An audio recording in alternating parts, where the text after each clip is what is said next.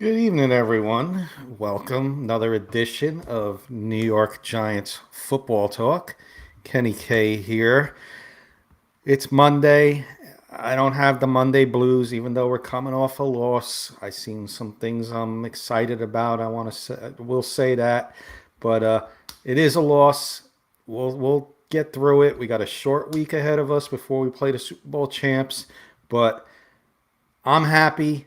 I got my brother back. He was on a well deserved family vacation last week. We missed him, but he's back. So, what better way to kick off a Monday night than with my buddy Paul Rosen, Giants football talk? Let's go, Paul. Thanks, Kenny. Good evening, Kenny. Good evening, everybody. It's good to be back. As Kenny said, my family went on a family cruise for about 5, 6 days. Of course, I missed last week's game, even though I heard about it.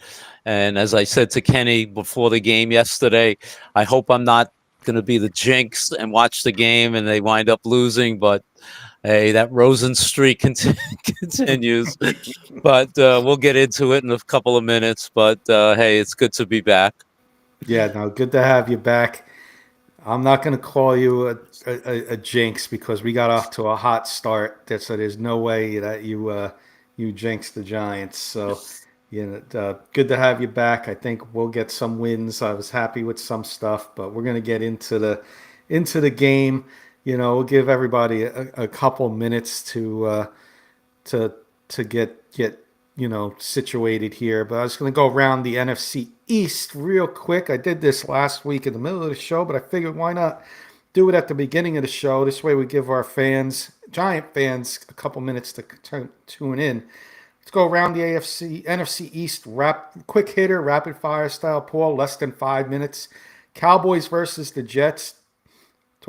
Like I said to you right before the show, it could be worse than being a Giants fan. You couldn't be a Jets fan.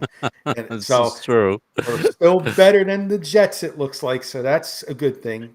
But Cowboys beat the Jets 37-22. They get back on the win streak, Paul. Anything on that game that stood out to you? They're winning without CD Lamb.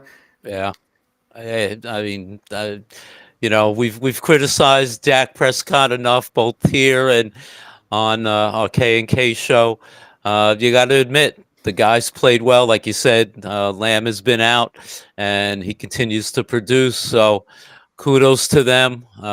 They had a very high scoring affair, tie with the Packers in Micah's return, but they bounced back and you got to beat the teams when they're down. So they took advantage of playing the Jets and just destroyed them. Yeah. And second game I want to hit real quick. The Commanders get back on the win track with their quarterback, their franchise, Jaden Daniels, goes out, has a homecoming, beats up on the LA Chargers, and they come away with the victory. Ja'Cory Krosky Merritt, seventh round running back, coming out party, over 100 yards rushing, couple touchdowns.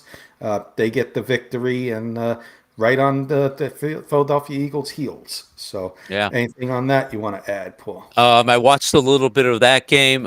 Crosby Merritt, he had a good game against the Giants earlier in the year. So this kid's a fine that the Commanders on the seventh round stole. And Daniels coming back. He didn't play a spectacular game, but you go out to Los Angeles. Have all the respect for Jim Harbaugh and the Chargers. Giants beat them last week. You figure coming back home, they have a good game plan against Daniels, but Washington, got to give them credit. They had no Terry uh, what's his name, the wide receiver Terry McLaurin, Terry McLaurin, Terry. and they wound up beating the Chargers. So kudos to them. The last rapid fire one. A lot of our friends, our co-hosts, Kurt Valenti, Graham, our backstage producer, our Rocky Mountain Sports Network friends, Denver Broncos, salvaged my Sunday at 4 o'clock and returned the favor because we did them a favor last week in beating the Chargers, and they returned it by beating those Philadelphia Eagles. And say what you want, penalty or no penalty at the end of that game, they didn't. They complained in the Super Bowl that it wasn't, that it was called. It didn't get called on them. So don't go crying both ways. It's one Mm.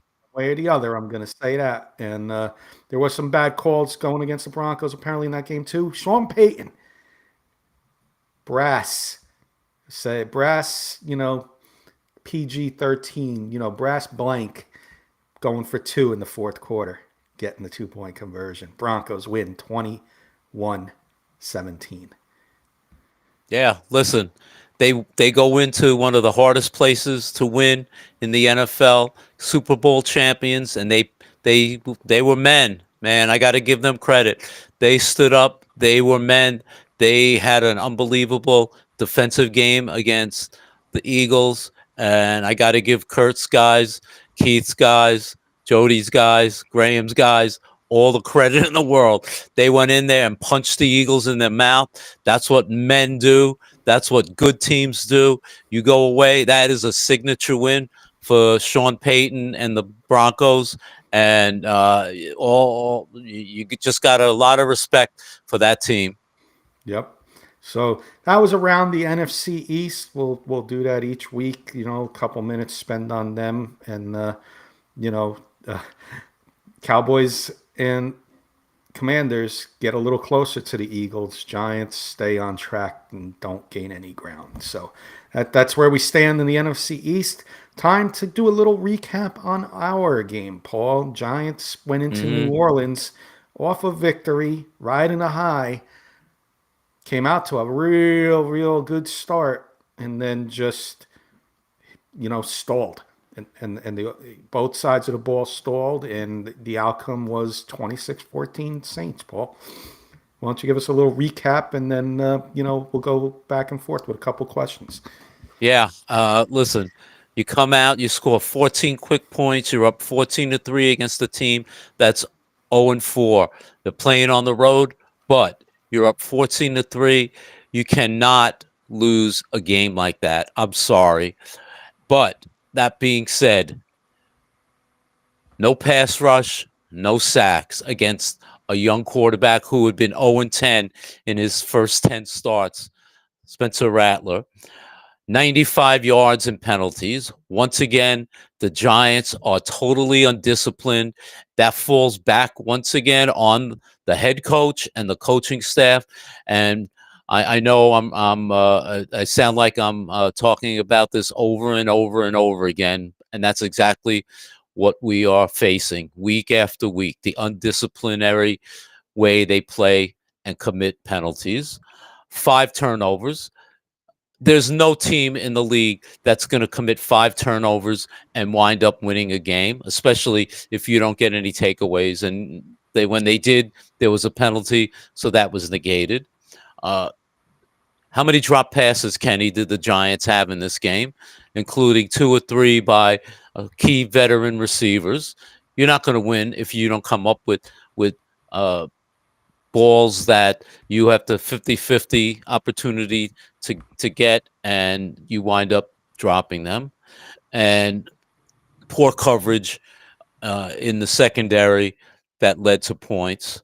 I will say, on a positive note, they had the defense did hold the Saints to 4 field goals. The only 2 touchdowns was that long pass and the fumble recovery that was returned for a touchdown. The O-line, surprisingly, what I'm about to say, was not too bad. But that's like saying I'm taking my sister to the prom. Okay, so it's good, but oh wow, how exciting was that? The tight ends, I will admit, Theo Johnson, 2 touchdown passes. Daniel Bellinger sighting. Giants without Malik Neighbors went to more of a 12 personnel, so they utilized the tight ends, which from Kafka's standpoint was very beneficial, at least early in the game. And lastly, Jamie Gillen kicked off very well, and that's a big problem if I have to use Jamie Gillen as one of the highlights of the Giants game to say his kickoffs were very good. That, in a nutshell, wrapped up why they wind up losing to an 0-4 team, the Saints. Well said, Paul. I'm just going to add 1.5 cents in, maybe 2.5 cents. Do three. Growing pains. We know we're going to have them. You know you're going to have growing pains with a rookie quarterback, a rookie running back, rookie, edge rusher. Darius Alexander was playing. You got 4 rookies playing, starting. You're going to have growing pains. That being said, the growing pains we had yesterday, we played well, and those guys played well enough, in my opinion, to win this game. Where this game was blown was our strength of our team, our 4 guys: Burns, Thibodeaux, Dexter Lawrence, and yes, our star rookie. And I'm not going to call him a rookie. When you're number 3 pick in the draft, you're supposed to make plays. Non-existent yesterday, with the exception of Brian Burns, a couple pressures. And, Brian Burns has been awesome all year. So, he had a couple pressures. I'm not going to fault him. But where has Dexter Lawrence been all year? Where's Kayvon Thibodeaux in this game? Where's Abdul Carter? Okay, I'm not putting the full blame on those 4 neither. I'm putting the blame on the defensive coordinator. Enough with this 4-man rush. If they're blocking it, throw a safety blitz in once in a while. Throw a couple stunts in. Have the inside linebacker blitz. Change it up. This guy is set in his way, man defense, and it's burning us time after time. Deonte Banks, we talked about him. It's not working. If it's not working, fix it. The Giants need to make a change. They're not going to fire Dable. There's nobody to take over the team. They need to get rid of Shane Bowen now. I said it 2 weeks ago. Last week, they tore up a bad LA Chargers defense, offensive line, because of the injuries they have. They had a Division III guy starting at left tackle. We ate him up. If we didn't eat him up, I don't know what would have been done. But now you got pros playing, guys that are on that offensive line that are pros, and Shane Bowen doesn't change it up. The Saints adjusted, and they took advantage of it. Good coaching staffs adjust. Bad coaches try to play their scheme, and that's it. And he's stuck on his scheme. We said it over and over and over. He's a bad coach. Time to move on. Make that change. Bring somebody else in to run the defense. It's time. I'm fed up with it. And on the offensive side of the ball, the veteran wide receivers have to step up, Paul. It's that simple. Jackson Dart, couple interceptions. One wasn't his fault. He was trying to make a play. Turned out to be a punt, but it turned out it was like a punt. Inside the red zone, 4th and 15, threw it up for grabs, interception. Cam Scatterbo fumbled. Demario Davis, if you watched the play, made a hell of a play. And go watch Demario Davis, what he said to Cam Scatterbo after the game. Much respect for you. And this is coming from a veteran that's been in the league for many years and one of the best linebackers in football. So not blaming the rookies. I'm blaming the defense, Shane Bowen, and I'm blaming the veteran wide receivers. Catch the damn ball. Yeah. Catch the ball and help your rookie out. So that being said, let me just say, Kenny, let me up. just say one more thing. You made a good point about the Giants playing against the offensive line of the Saints. Just to point out, if anybody didn't see the game, they had one of their regular guards out. They had a rookie who was in there for him. And then they had their starting left tackle. Granted, he was the number 9 pick, so he was a high pick, but he was still a rookie. So you tell me, as defensive coordinator, Shane Bowen couldn't come up with some elaborate defensive game plan to see if you could confuse 2 young players on that offensive line, and you wind up with 0 sacks and maybe a couple of pressures shame on us for not being able to take advantage of that. I'm sorry. That's inexcusable. It comes down to coaching. That's it, coaching. And that I'm going to blame the finger at the defensive coordinator. That's the blame. Offense, beside, we are what we are. I like you said, the tight ends were getting involved. Start the game was looking good. Jackson Dart, I love those plays that he runs. He slid. I like to see him slide. Things were going good. Those first two drives, I was like, man, this is going well. And then it stalled. And I'm not blaming, I'm not even going to blame Brian Dable. I'm blaming the defense. And there's one guy I'm blaming, and that's our defensive coordinator. That's the blame in this game. And we need to make a change there, or it's going to get worse as the season progresses. Yeah, agree. Graham's saying hello. Hey, Paul, Graham. Back. Hi, hey, guys. Graham. but Eric, that's a little recap. We fall to 1-4. There is some bright spots. And Paul, anything else on the recap before I get into our first little segment that we got for tonight? Enough about a loss. Let's move on. So we just alluded the wide receivers. We mentioned Darius Slayton, his drops. Wan'Dale Robinson hasn't stepped up. A couple catches here and there, nothing elaborate. How about Jalen Hyatt? I think the time has come. See ya. Bring up little Jordan Humphrey.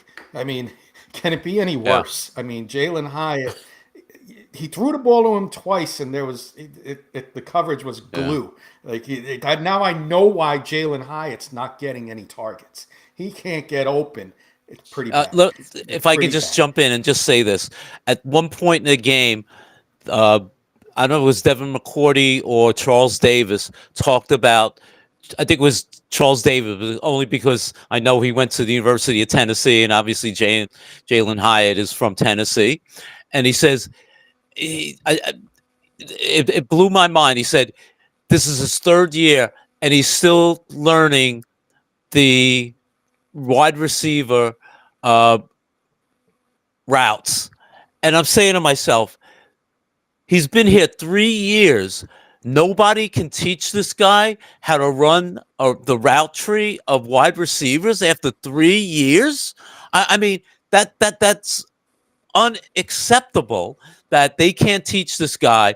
I mean, Kenny, you played schoolyard football. I did. You tell a guy, go out 7 yards or go out, 20 feet and button hook. Go out and do a square out. Go out and do a fly pattern. Go out and do a slant and go. I mean, it's the most basic things. How can't they teach this guy to do that? Is he a total idiot? And believe me, guys, I wanted this guy to succeed, but it looks like he can't even take advantage of Malik Neighbors not being there anymore. I mean, enough already. The guy that I want to see, if we stick with what we got, because our segment coming up is my help might be on the way. I got 5 guys I'm going to give Paul in the audience, and you guys tell me yes or no, and I'll kind of throw out what I want to, what the deal would be. So that will be. But Mark, I like Mark saying hello. Hey guys, very disappointed with the drops, penalties, and defense. Coach should be fired. Sign Antonio Pierce. That's a name to keep an eye out for in the future. I like that. Let's keep an eye out for that. It's a good name, Mark. I like that. Yeah, I mean, I want to see, Paul, real quick before I get into my names. Bo Collins got some time, and I'm not faulting him. He's just had no first-team reps. He's probably playing scout team. And, now maybe give him a shot with Darius Slayton's hamstring. Give him a shot with Jackson Dart. He stood out in preseason. Maybe he gets a shot, and maybe, like I said, Jalen Hyatt, have a nice day, good luck wherever you go, but it's not going to be here in New York, But I got 5 names for you and Giants fans, Paul, that I think, because this is what, yes, we're 1-4, Paul. We talked about this everybody else out there. We're 1-4, but if you want to develop Jackson Dart, you can't roll with Darius Slayton and Wandale Robinson and Jalen Hyatt if you expect this kid to have a good year and develop properly. I think they need to bring in a veteran who can take over as the number one wide receiver this year. And if you sign him, if he's depending on his contract, if he's around next year, he knows his role. He's the number 2 wide receiver alongside Malik Neighbors. And Neighbors' injury, we know we got to see how he comes back. But I got 5 guys listed. I did this as 5 teams that are struggling, that may look to, for different reasons, try and get another draft pick for next year's draft. Maybe they need a quarterback. Maybe they're trying to rebuild. So the first one, I ranked them 1 to 5, my ranking. Okay. So my number 1 guy that I think the Giants can get, I'm thinking for maybe a 3rd, maybe a 4th round pick. Now, Giants pick's going to be near the top of that round, so very intriguing for these teams. Calvin Ridley over in Tennessee. Not a bad pick. Not a bad idea. I mean, by the same token, Tennessee wants to have a connection with Cam Ward and their receiver. So I think to try and get Calvin Ridley, you would probably have to give up a 2nd pick. I don't know if I'm going to give up a 2nd pick for Calvin Ridley, quite honestly. That's fair. If it's a 2nd round pick, I'm out. But I'm borderline and maybe 3rd round or even I don't know if the Giants, later. Kenny. I don't know if the Giants have a 3rd round pick. I think they may have given it up to move up when they got Jackson Dart. So I could be wrong, but I know there was like a next year's pick involved. But I don't know if it was a 3rd or 4th. Anyway, okay. No, that's good. So that was the first one I had. The second one, now this is a team that's struggling. I think they're going to want to try and get as many draft picks as they can next year. They have their future running back in Ashton Janty. They have their future tight end in Brock Bowers. But they don't have 2 things on the offense that I think is long-term for them. 1 is the quarterback, and 2 is wide receiver. So, but I am going to try and get this guy, and I think he'd be a number 2. He can play number 1 this year, but Jacoby Myers is a decent, underrated wide receiver out there in Las Vegas. And I think he's better than Darius Slayton. So I would bring in Jacoby Myers. You know, maybe you get Jacoby Myers. Maybe you can, ship Evan Neal out there and like a 5th round pick or something and get that done. I've read that he's very dissatisfied being out in Las Vegas now. So I think he's looking to try and get a trade somehow. So, yeah, if they could get him, I think he would be a legitimate player that could help the Giants and upgrade the passing attack. So, yeah, he would be a legitimate guy that I would consider, definitely. And thanks, Mark. Mark's saying thinks they have 2 third round picks next year. So 1 got traded, and we do have okay. Thanks, Mark. Thanks. 3rd one. Bronco fans are going to be remembering this name. Struggling team. I think they want to get younger. They got some guys doing well over there. Their running back, Kayshawn Judkins, doing well. Their tight end that they drafted, Harold Fannin. I think the guy is extremely talented. And I think he could help this Giants team. Just didn't fall well with the Broncos. Jerry Jeudy. Why not? Why not Jerry Jeudy? And I have not heard that name, but if the Browns aren't going anywhere and can get a couple picks in next year's draft, they could be building for their future and have a nice future. Yeah. He had an underrated year last year with all the craziness in Cleveland. But that would not be a bad name. I mean, you have him as your 2nd receiver to Malik. That would not be a bad 2nd receiver to have. I mean, former 1st round pick. Obviously, the Broncos For whatever reason, it just didn't work out. But hey, as we've seen with, and we may talk about some of the ex-Giants that are now thriving in the league, guy like Jerry Jeudy goes to another team, and maybe all of a sudden the fit is good. So yeah, I would very much consider him if the Giants could get him for a 4th, 5th round pick. This next name over there on a team that's struggling, but is a team that was supposed to be a Super Bowl contender this year. Okay, and that's the Baltimore Ravens. I'm calling the Baltimore Ravens, and they looked bad yesterday. Cooper Rush looked really bad. I'm calling the Baltimore Ravens and seeing if they want Russell Wilson. Keep Jameis Winston because Jameis Winston's under contract for the next 2 years, and I like what both quarterbacks bring to Jackson Dart, but I need a wide receiver. There's a veteran out there that I think would be a nice mentor and an option for Jackson Dart to learn in this league. Why not DeAndre Hopkins? 1 year, contract up, comes in. He gets to be the number one wide receiver on the Giants. And, Jackson Dart can get some chemistry with a Hall of Fame veteran. Yeah, another guy, D-Hop, you bring him in. Maybe he gives them some stability. It's, again, sort of a 1-year rental kind of player. Elevates the passing game. The only hesitation I would have is he the kind of guy that if they continue losing, he's going to shut it down because he doesn't want to either get injured, doesn't want to, I don't want to say he doesn't want to play hard, but is he the kind of guy that, hey, I'm going to go and do as much as I can, but I may get another contract next year, so I'm not going to, go over the middle and get my bell rung and be out the rest of the year because I want to get one more contract. But all that being said, yeah, I'd bring him in. I think that's a very, very viable situation, especially if they're looking for a quarterback at this point. Yeah. A couple of our friends saying hello. Everybody's friend, Michael. Hey, Michael. With the blue and white hearts. Hi, Kenny Paul. And he's saying hello to Graham as well. And our great friend, Roy Osborne. Hey there, Roy. Kenny and Paul. Paul, hope you had a great vacation. Thank you, Roy. We did. And got a new face out there.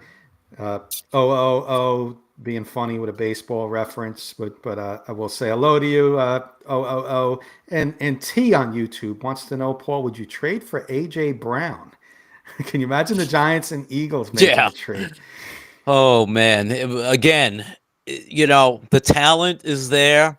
Obviously, is it the risk versus the reward versus the risk? Again, a guy who is going to start spouting off, he can't get enough balls, and the Eagles are Super Bowl champs, for crying out loud, and all of a sudden he can't get enough balls and he's having a problem, and they were 4-0. Obviously they lost yesterday, so the temperament of this guy, throw me the ball, and let's face it, if they bring in him and then you have Malik coming in next year, they'll have to play with 2 balls, not just one.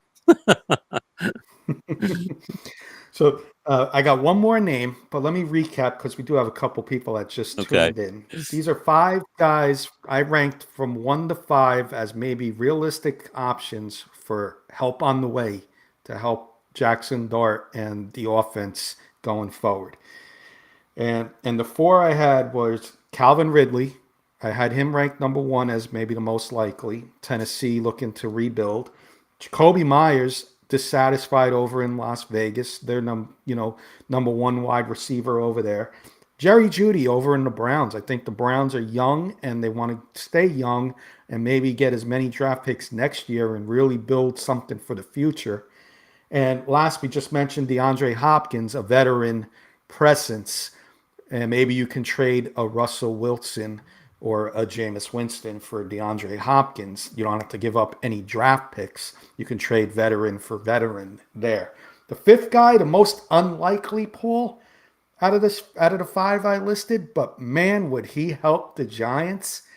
And I'm looking at it, crosstown rival. I'm talking about the New York Jets, and I'm talking Garrett Mm, Wilson.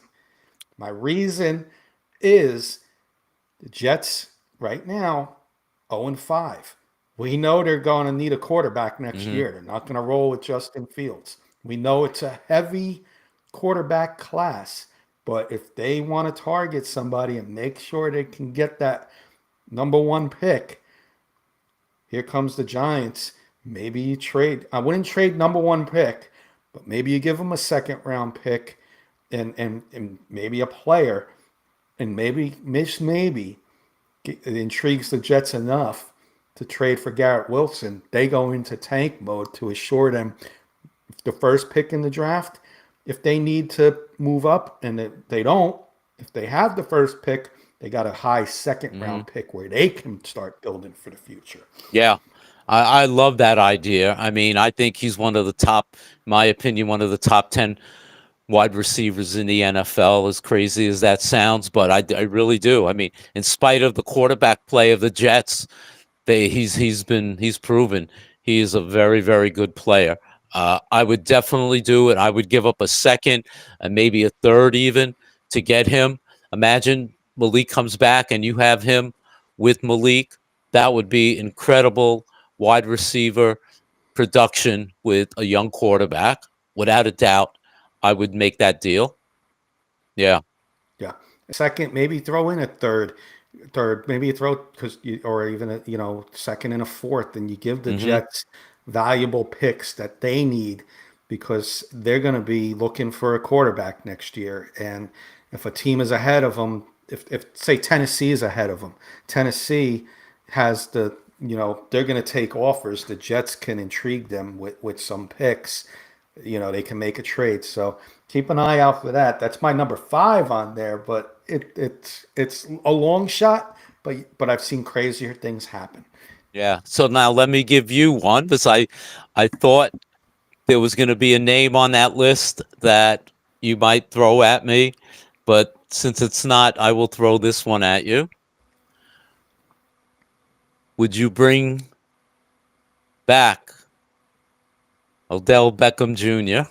as a stopgap veteran, bring bring full circle back to the New York Football Giants as a veteran receiver? Obviously, it's not the Odell Beckham Jr. of 2014, 15, 16, but could he stabilize the wide receiver room if he was brought in? I'm giving him a tryout. Definitely giving him a tryout. Can it be a lot worse than Darius Slayton fumbling the ball and dropping passes? Can it be worse than Jalen Hyatt? If Odell Beckham shows he can play and give you 10, 15 snaps a game, isn't that more than Jalen Hyatt's giving you? Totally So, agree. yes, if he can play, Paul, I'm bringing him in I 100%. total Yep, I totally agree, Kenny. I mean, at one point, I would say absolutely no way do I want him. I think hopefully he's matured over the years now. He's not the same, uh, you know, angry child. He's matured to the point where he's going to be looked at as a senior receiver. And I mean, obviously, he doesn't have the speed that he did 10, 12 years ago, but you bring this kid in, you bring him in back.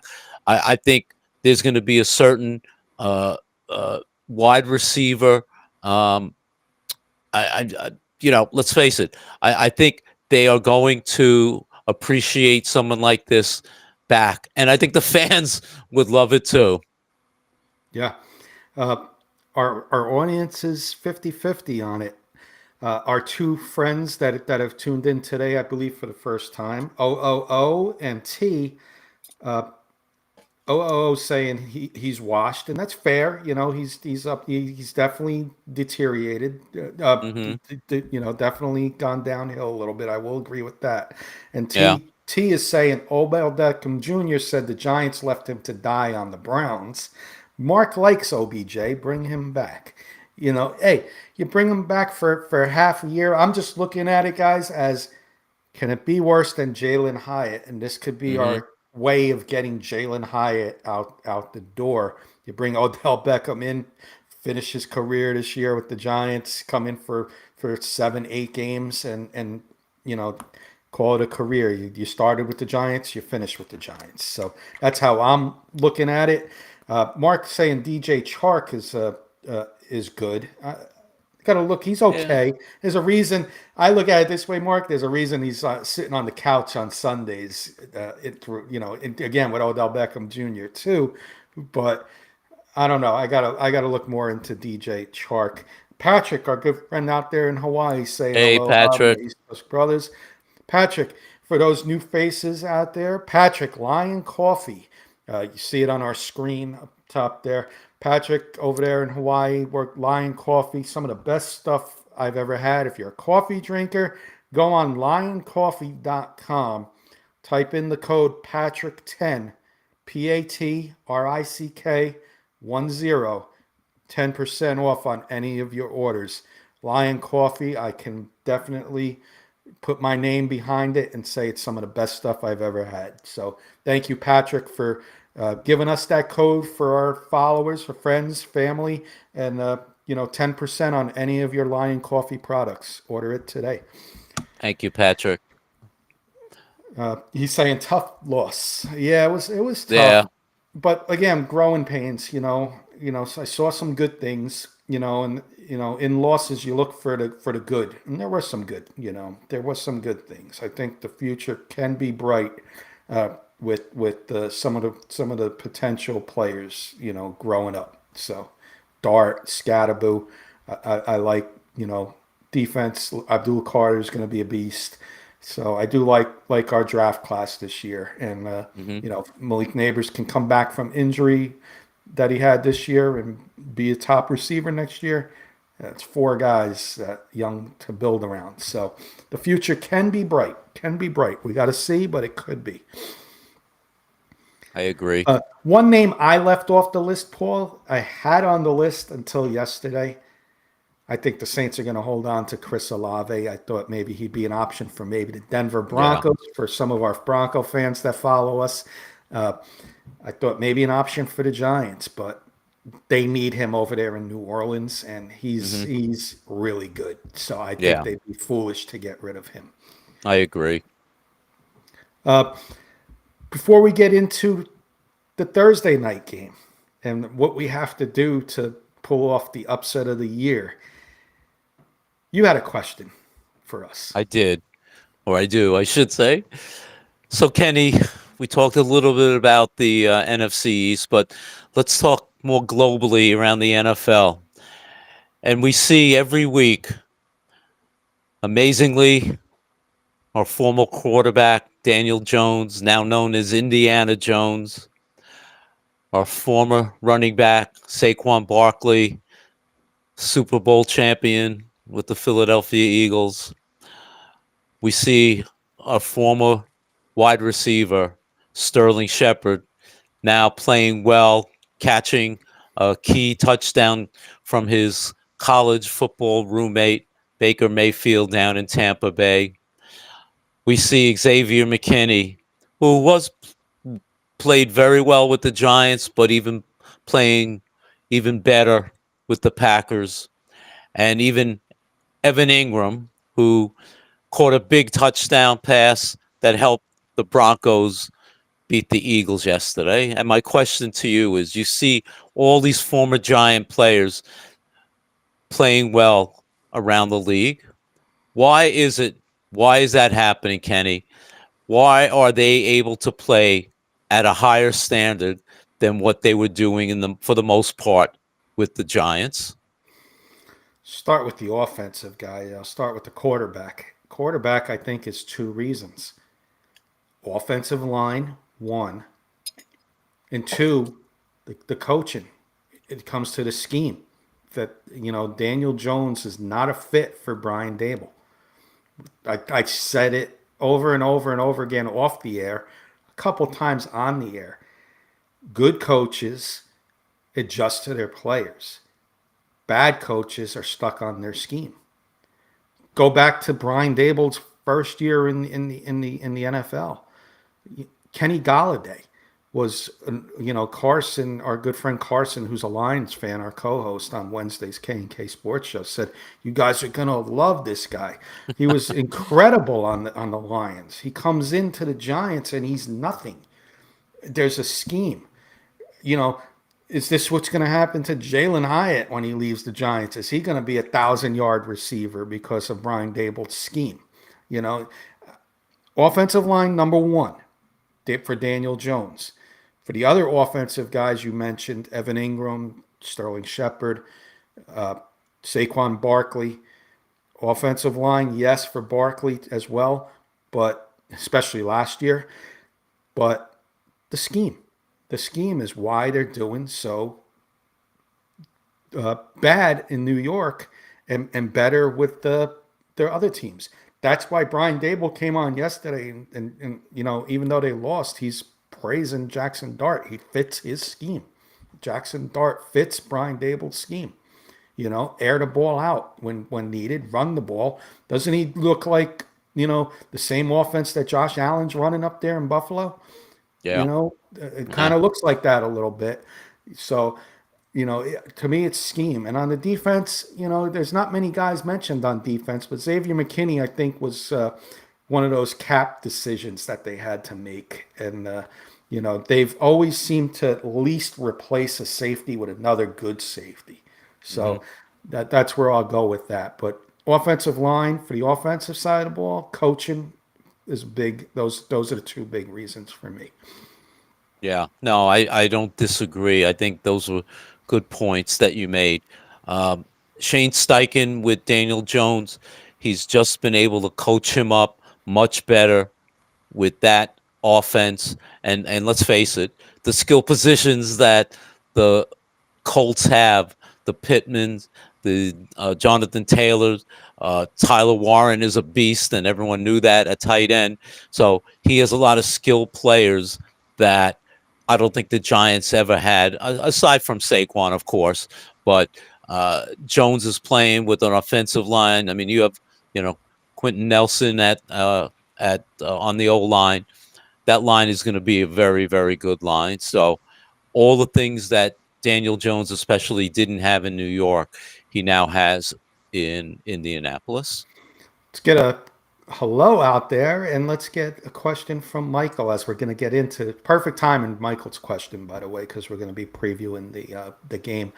Kurt saying, "Boys, hey, run he's happy as can be. Check out Kurt. Congratulations! A double Wednesday for Kurt. It's a double Wednesday. Kurt's going to be doing the Broncos show Wednesday night, 10 p.m. Eastern. Come check out Kurt. I'll probably be on side doing the backstage stuff.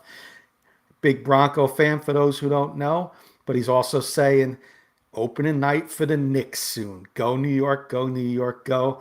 Paul, I usually do a Knicks show with Kurt, but we may have to sprinkle some Knicks because that's going to be our team that we need to root for this year. That's our hope. I'm going to say for New York. That's our hope for New York. The way the Yankees are playing, that's our hope. Yeah, and the Mets and the Giants, and the Giants and the Jets. So right, New York, go New York, go New York, go baby. We'll definitely have to sprinkle some Knicks shows in with Kurt and you, Paul. Get some. I'll have to break out my Knicks shirt pretty soon. And T saying the Midwest suits Daniel Jones. He can be more low key. Some players aren't suited to big city franchises. Great point. We had mentioned that we think he could not tonight. We mentioned it a few months ago, T, and that's a great point. We said Daniel Jones, maybe in Carolina would be good. I was never thinking Indianapolis, but hats off to him. You're 100% right, T. In my opinion, I think it suits him well. Low-key team, doesn't get a lot of national recognition. I think that's perfect for Daniel Jones.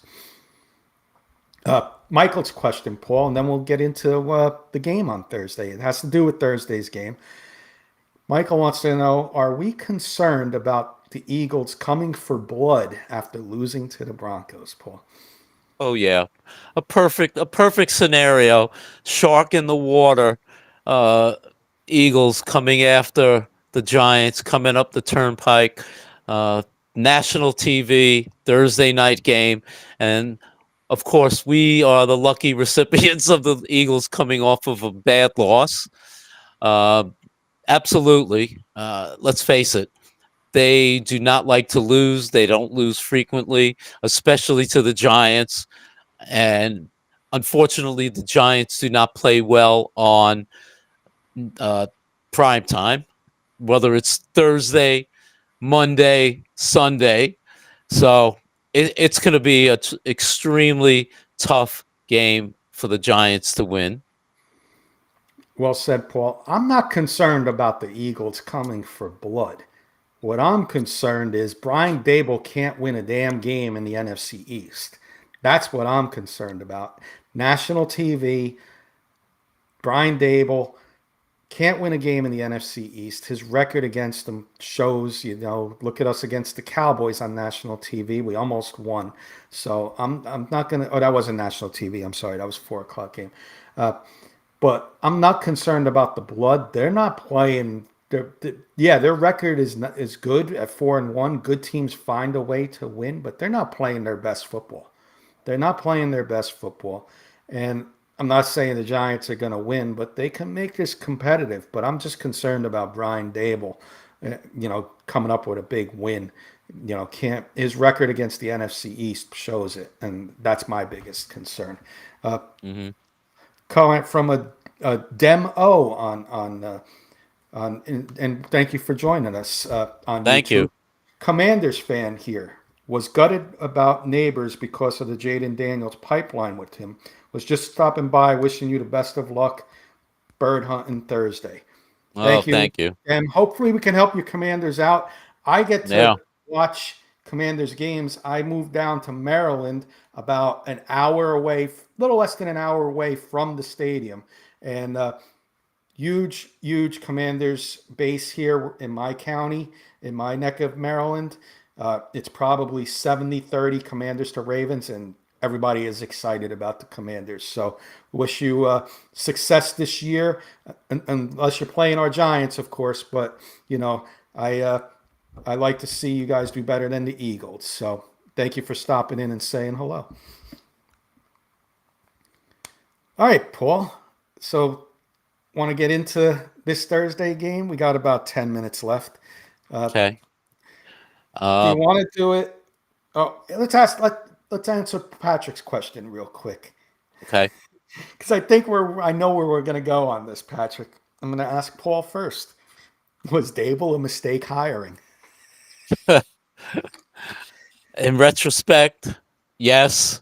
Um, if the Giants could have done it again, I think they would have hired a seasoned veteran coach as opposed to someone who had been an offensive coordinator or defensive coordinator and brought in that guy who had been a head coach. I think, especially given the fact that the previous 2 or 3 head coaches were all assistant coaches or offensive coordinators, etc. So the short answer is yes. I think they made a mistake. I agree. And, at the time I was happy about the hire. We started off good, but it's gone downhill since. Look at yesterday's game. The defensive coordinator for the Saints, Brandon Staley, one of the worst coaches in recent NFL history. Did a pretty good job yesterday as defensive coordinator. I think Brian Dable's maybe being a little over his head as a head coach in the NFL. Will probably get a future offensive coordinator job and may have success being an offensive coordinator. You see it all the time. So some guys are cut for the coaching, some guys aren't. So I think it was a mistake, Patrick. Thanks for the question. Paul, you want to do this? I'll do it this way. If keys to victory, I got one key to victory for the Giants. I'm waiting. The front four has to show up, led by Dexter Lawrence, not by Brian Burns. We need Dexter Lawrence to show up and stop Saquon Barkley because they're going to come and, like Kurt said, run the ball, play defense for the Broncos. The Eagles are going to come and run the ball and try and play defense. They ran the ball 6 times against the Broncos. I can guarantee Saquon's going to get over 20 carries on Thursday night. And Dexter Lawrence has to be the guy in the middle to stop that run. And the other 3 guys need to rush that quarterback, Jalen Hurts, when he drops back. Because if you give him time, A.J. Brown, Devontae Smith, Dallas Goedert are going to eat our secondary and linebackers up for dinner. And they do it to every team, not just the Giants. They do it to every team. You got to get pressure, and Dexter Lawrence has to step up. It's the only way we're going to win. Only way.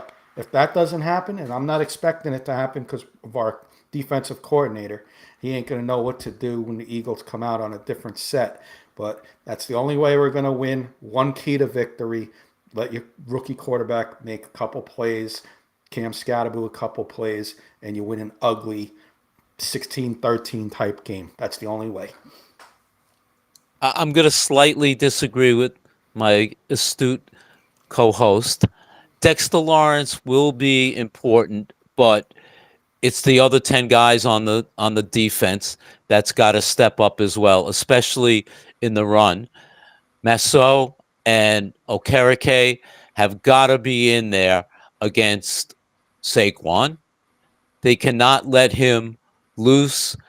I know he'll break 1 or 2, but they've got to control him, especially inside when he's running in between the tackles. They've got to gang tackle this guy and not allow him to get outside. I agree with you. Put pressure on Hurts. That's one thing it seems like. Obviously, the Eagles' offensive line, if not one of the best in the league. Giants have to come up with perhaps some very elaborate defensive game plan. I know it's a short week, but if they can confuse the offensive line a little bit with some twists and games up front, maybe move Abdul Carter around and try and line him up as best that they can, and maybe Burns also, but utilize them in a way that's going to contain Hurts. Don't let him make big plays, and on offense, see if they can control the ball. The Eagles will probably try and confuse Jackson Dart. I'm sure that they'll be elaborate in terms of their defense against the Giants' offense. But if somehow we can run the ball a little bit, short passes to the backs, Scatterboo, that use the tight ends, maybe we can be it can be a competitive game. And like you said, 16-13, maybe a 21-16, 21-17 type of game, close game. Yeah. And, now is the time. We didn't mention this guy, but it's time to give, Bo Collins is now elevated because of the neighbor's injury. He's getting some playing time. It's now time, you're 1-4, to maybe bring up Dante Miller, Turbo, and run a couple plays for him in the pass game. A little running back screen, out in the flat. And spell Cam Scatterboo. Because Scatterboo's going out there and running the ball 25, 30 times. You got to give him a couple downs off.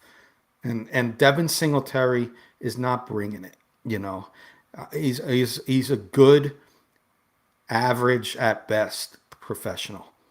And at a 1-4 team that's looking to rebuild, Jackson Dart in preseason and practice had connections with Dante Miller. If you watch the preseason games, why not elevate this guy? I'm not saying he's going to be 100-yard rusher like Ja'Cory Krosky Merritt for the Commanders. Demo, if he's still listening. Great pick for the Commanders, 7th-round pick. But Dante Miller can bring you something that Devin Singletary doesn't have, is electric speed, and maybe can break one in the pass game if you get a little creative with the running back out of the backfield. Couple plays a game set up for him. Kickoff returns, like you alluded to, Paul. Why not? It's time. Yeah. Enough of this nonsense keeping these guys on the practice squad. You know, Jalen Hyatt maybe needs to go on the practice squad and bring up little Jordan Humphrey. At least he's be reliable and catch the ball. We saw that touchdown in preseason from Dart to little Jordan Humphrey. If he's got connection with these guys in practice, elevate them to the main roster. It's Don't disagree. It's simple. It's simple. Kenny, can I just did we We finish got a the couple preview? minutes. Okay. Yeah, if we finish the preview, go ahead, and we got a question from T. Okay. Before we get to final thoughts and the question, I just want to mention one thing. We are a New York Football Giants show. Some of you may not be Giant fans, but early this week or late last week, I should say, the owner of the New York Giants, John Mara, came out with a statement that he has cancer. And I'd like to say, as someone who certainly knows what cancer is, I've had it twice and have beaten it, and very fortunate and blessed. I just want to send out all the best to John and his family and the Giants organization and say, we're rooting for you. Everything about the Giants and record goes out the window when it comes to something like this. So as a person who Kenny knows, I know him for over 40 years, I'm just saying, hang tough, never quit, and you'll beat this. Well said, Paul. And prayers, like you just said, prayers for John Mara and family. We know you're going to beat this, like you said, Paul. So, we should have did that at the beginning of the show, but glad Yeah. we did it at the end because we had a lot more people come in towards the end. So Absolutely. glad that we did it there. Couple comments. Keith saying hello and Eddie saying Keith. hello. Both got here late. Hey, Eddie. Eddie's saying that the young Paul is back. We had a fill-in last week. And the real young Paul is back. I love you, Eddie. He's saying fight for Mr. Mara. Absolutely. Yes, sir. Question from Michael saying the Broncos got lucky for not defending the tush-push play. T's question is, does Bowen stop the tush-push? T, if Bowen can stop the tush-push, I'll come on next. If Bowen can stop the tush-push, I got to think of something. I'll come on with the Shane Bowen for president card on my wall if he could stop the tush push. Shane Bowen for president if he could stop the tush push, because no one has been able to stop it. Exactly. So for president for sure. I want him as my next head coach if he could stop the tush push. Exactly. Good question, T. Thank you. Keith, question. We got a couple minutes. We can go. I'm okay to go a couple minutes overtime. Buy or sell at the deadline, who would you sell? If we're selling, who would we sell? That's a good question. We talked earlier about receivers and those just coming in. We listed 5 wide receivers that may come in to help the young Jackson Dart. Mm-hmm.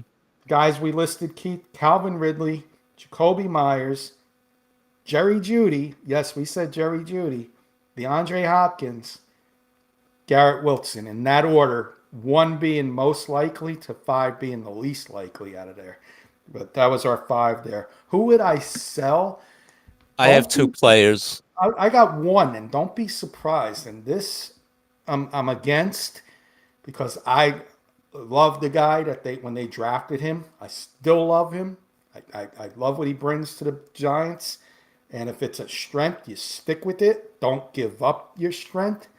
But I could see the Giants maybe moving on from Kayvon Thibodeau. Oh, that's shocking. Okay. I don't want to see it. 100% against it. But if they really want to, bring Abdul Carter in on Burns is lined up. Thibodeau's got a contract coming up, extension coming up soon, renewal. So I'm just going to say that name, if we're selling, could be a name to look out for. Of course, Russell Wilson, Jameis Winston, but the big name would be Kayvon Thibodeau. I have two. This guy hasn't even suited up for any game. Sell Evan Neal. That's number one. And the other guy that I think they could possibly sell, and a guy I thought this is where you were going, Kenny, but you liked him. Deonte Banks. I could see the Giants moving off of him at this point because he's just not producing what they expected. The penalties, the inconsistent play, he can't get technique down, and maybe sell high at this point, and maybe get a third or fourth round pick for him at this point. I like that. It's fair. Eddie alluding to the call ups. He wants to call up Little Jordan Humphrey and Turbo Miller. We need your guys running back to go along with Scat. Yep. And my good friend Jay Cook saying hello. What's up, my brothers? Hey, Jay. Jay, yes, Jay's a big Steeler fan. Steelers are in nice shape over there in the end, and do what they do, win games the way they're winning. With the Ravens and Bengals struggling with their quarterback injuries, Jay, your Steelers are in a nice little spot right now. He's saying, I know you're watching, Kurt. Tell Hoops I said hello. Salute you, my brother. So thanks, Jay. Appreciate you. And again, nice start to the Steelers season over there. And with the Ravens and Bengals, with their situation, Steelers can take big advantage of that. I will say one thing, Kenny, about the running back situation. I thought I read today, Tyrone Tracy, as remarkable as this seems, may come back for this game Thursday, or if not, the Broncos game. So he might be right around the corner, which would be a big plus. If he's back, then I keep Miller on the practice squad because if you elevate somebody and it's only and he comes back, you'll lose how many times you can bring somebody up. So exactly, you want to use that to your advantage when somebody comes up. So if he's ready to come back, I take my thought back on Turbo Miller.